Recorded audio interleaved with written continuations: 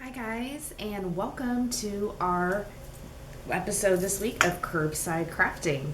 So this week for story time, we talked about elephants. So I have my cute little soft elephant friend here to help me tell you all about this week's craft. So you are going to get everything you need to make this cute elephant. E is for elephant after all. So what you'll get when you come by the library, whether you're going to do curbside checkout or if you're coming in the building to do express checkout and browse the shelves, you're going to get these two pieces of paper. Just a plain piece of construction paper, and there's lots of different color choices. And then you'll get a big E, just like this, that you can color whatever color you like.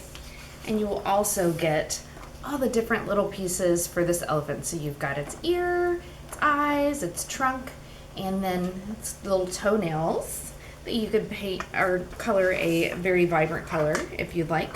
So what you'll need, in addition to your papers, of course, crayons, glue stick, and scissors. So you'll color your E.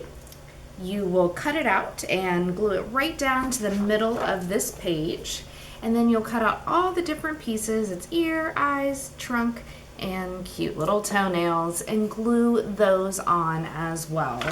And if you want, you could even make a really fun elephant sound. Do you want to do it with me? Say, ooh.